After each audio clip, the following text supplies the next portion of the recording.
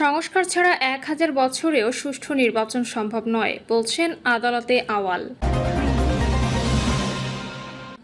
দেখা যাক দায় কেউ নেয় কিনা। ইউনুস স্টারমার বৈঠক না হওয়া নিয়ে পররাষ্ট্র উপদেষ্টা।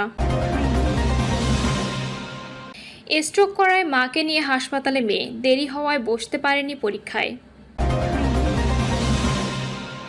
এবং সর্বশেষ জানাবো, আত্মসমর্পণ শব্দটি আমাদের শব্দভাণ্ডারে নেই বলছেন খামেনি।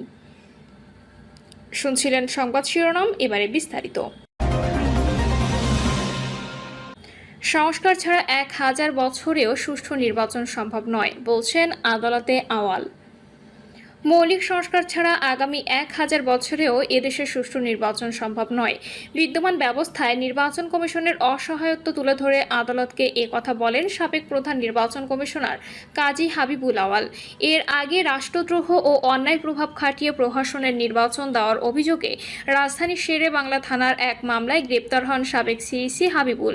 রিমান্ডের পক্ষে শুনানির সময় রাষ্ট্রপক্ষে ঢাকা মহানগর পাবলিক প্রসিকিউটর ওমর ফারুকি বলেন, এই আসামি ২০২২ সাল থেকে ২০২৪ সালের সেপ্টেম্বর পর্যন্ত প্রধান নির্বাচন কমিশনার হিসেবে দায়িত্ব পালন করেন।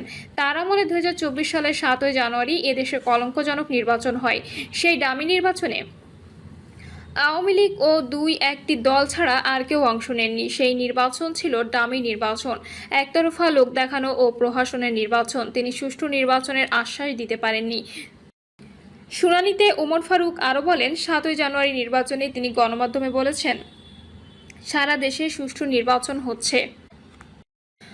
এত বড় মিথ্যা বলে তিনি কিভাবে তার ফ্যামিলির সামনে মুখ দেখান? ওই দিন সকাল ৮টা থেকে ৩টা পর্যন্ত ২৭.১৫% ভোট পড়েছে বলে জানান। তার ১ ঘন্টা পর ৪০% ভোট পড়েছে বলে জানান। অথচ আমরা দেখেছি কেন্দ্রগুলোতে কোনো মানুষ ছিল না, কুকুর বিড়াল কেন্দ্রে শুয়েছিল। ওই ১ ঘন্টা তিনি কোথায় ছিলেন জানতে চাইলে গণমাধ্যমকে বলেন, ঘুমিয়ে পড়েছিলাম। কতটা হাস্যকর কথাবার্তা। শুনানিতে সরকারি এই কৌশলী আরও বলেন, আসামির বিরুদ্ধে তৎকালীন সরকারের সঙ্গে আঁতাত করার অভিযোগ রয়েছে। নির্বাচনে বরাদ্দ থেকে অর্থ আত্মসাৎ করেছেন। সংবিধান বহির্ভূত বক্তব্য দিয়ে তিনি রাষ্ট্রদ্রোহ করেছেন। আমরা তার সর্বোচ্চ রিমান্ড প্রার্থনা করছি। এদিকে আসামি পক্ষের আইনজীবী এমিল হাসান রুমেল তার রিমান্ড বাতিল চেয়ে বলেন, তার বয়স ৭০, তিনি অনেক দুরারোগ্য ব্যাধিতে ভুগছেন। আমরা যেন ফ্যাসিস্ট দমাতে গিয়ে নিজেরা ফ্যাসিস্ট না হয়ে যাই। এরপর আদালতের অনুমতি নিয়ে কথা বলেন সাবেক সিইসি হাবিবুল আওয়াল। তিনি বলেন, প্রসিকিউশনের বক্তব্যের সঙ্গে আমিও একমত। নির্বাচনটি ডামি ও প্রহসনের নির্বাচনটি ডামি ও প্রহসনের নির্বাচন ছিল। এ সময় তাকে থামিয়ে বিচারক বলেন, প্রত্যেক জেলায় নির্বাচনী ইনকোয়ারি কমিটি করা হয়, যেখানে যুগ্ম জেলা জজ পদমর্যাদায় একজন দায়িত্বে থাকেন। আগে যার ভাতা ছিল 22,000 টাকা, সেটা আপনি 5 লাখে উন্নীত করেছেন। এ বিষয়ে তার জানা নেই জানিয়ে বলেন, 5 বছরের মুদ্রাস্ফীতি হিসেব করে হয়তো ভাতা বাড়ানো হয়েছে। এরপর বিচারক আবার বলেন, এই যে ইনকোয়ারি কমিটি করা হয়েছিল নির্বাচনের সময়, কোথাও কি তারা সরেজমিনে গিয়েছিলেন? তখন আওয়াল বলেন, একজন রিটার্নিং অফিসারের অধীনে 4-5টা সংসদীয় আসনের দায়িত্ব দেওয়া হয়। তাকে সহযোগিতা করতে আরও 4-5 জন অ্যাসিস্ট্যান্ট রিটার্নিং অফিসার থাকেন। একটা নির্বাচন সুষ্ঠুভাবে করার জন্য 2 ভাগ দায়িত্ব কমিশনের, বাকি 98 ভাগ দায়িত্ব মাঠ পর্যায়ে কাজ করা অফিসারদের। নির্বাচনের আগে এমন অবস্থা জেনে আপনি পদত্যাগ করলেন না কেন? বিচারকের এমন প্রশ্নের জবাবে তিনি বলেন, এই অবস্থায় পদত্যাগ করা সম্ভব ছিল না। আমার এক বন্ধুও আমাকে জিজ্ঞেস করেছিল পদত্যাগের কথা। আমি বলেছি, তুমি যদি আগে বলতে এমন ভয়ঙ্কর নির্বাচন হবে, তাহলে আমি দায়িত্বই নিতাম না। আওয়াল পূর্বের নির্বাচনের কথা তুলে ধরে বলেন, 72-এর সংবিধান প্রণয়নের 3 মাসের মাথায় অনুষ্ঠিত 73-এর নির্বাচনে আওয়ামী লীগ 293টি আসন পায়। সেই নির্বাচনও সুষ্ঠু ছিল না। ক্ষমতার লোভ এমন যে শেখ মুজিবও তা সামলাতে পারেননি। 96 সালে আওয়ামী লীগ তত্ত্বাবধায়ক সরকারের জন্য আন্দোলন করে। পরবর্তী সময়ে তারাই আবার দলীয় সরকারের অধীনে নির্বাচন দিতে সংবিধান সংশোধন করে।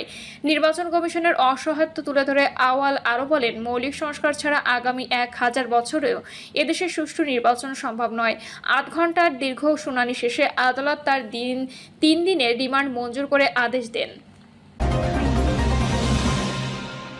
দেখা যাক দায় কেউ নেয় কিনা। ইউনুস স্টারমার বৈঠক না হওয়া নিয়ে পররাষ্ট্র উপদেষ্টা। প্রধান উপদেষ্টা ডক্টর মোহাম্মদ ইউনূসের সাম্প্রতিক যুক্তরাজ্য সফরকে দেশটির পক্ষ থেকে সরকারি বা অফিসিয়াল বলা হয়েছে বলে জানিয়েছেন পররাষ্ট্র উপদেষ্টা মোহাম্মদ তৌহিদ হোসেন। পররাষ্ট্র মন্ত্রণালয়ে সাংবাদিকদের প্রশ্নের জবাবে তিনি বলেন, যুক্তরাজ্য সরকার প্রথমে সফরটিকে অফিসিয়াল বলে উল্লেখ করে।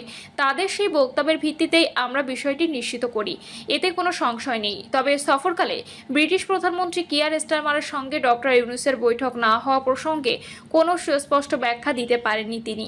তৌহিদ হোসেন বলেন, বৈঠকটি কেন হয়নি আমি সঠিকভাবে বলতে পারছি না। আমি তো সেখানে ছিলাম না, যারা উপস্থিত ছিলেন তারাই ভালো বলতে পারবেন। তবে বাস্তবতা হলো মিটিংটি হয়নি।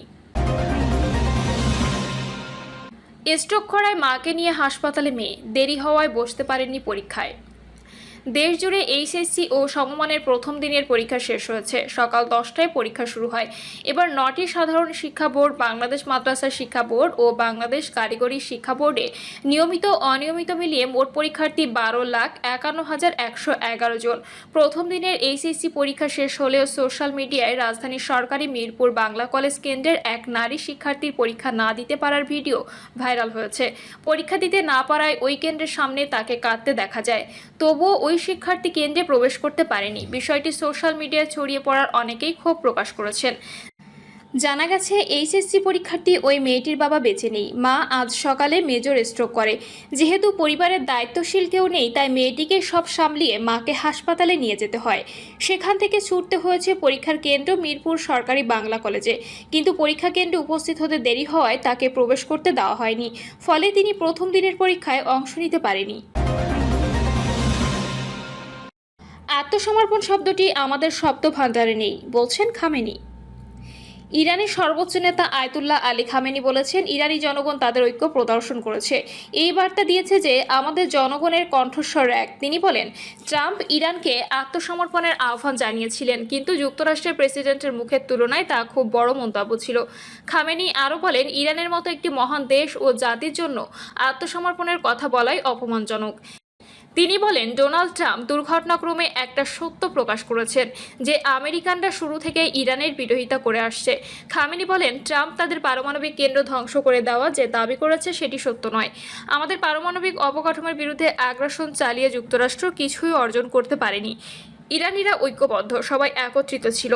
কাতারের আল উদেইদ মার্কিন ঘাঁটিতে যে হামলা হয়েছে সেটিতে তারা উড়িয়ে দিয়েছে সত্যকে আড়াল করার জন্য। সময়ই শত্রুদের ক্ষয়ক্ষতি প্রকাশ করবে। ইরান কখনো আত্মসমর্পণ করবে না জানিয়ে খামেনি বলেন, ট্রাম্প বলেছেন ইরানকে আত্মসমর্পণ করতে হবে। ট্রাম্প সত্য প্রকাশ করেছেন। তিনি বলেছেন, ইরান কেবল আত্মসমর্পণ করলেই যুক্তরাষ্ট্র সন্তুষ্ট হবে, কিন্তু আত্মসমর্পণ কখনো হবে না। আমরা শক্তিশালী জাতি। ইরান মার্কিনীদের মুখে চপেটাঘাত করেছে।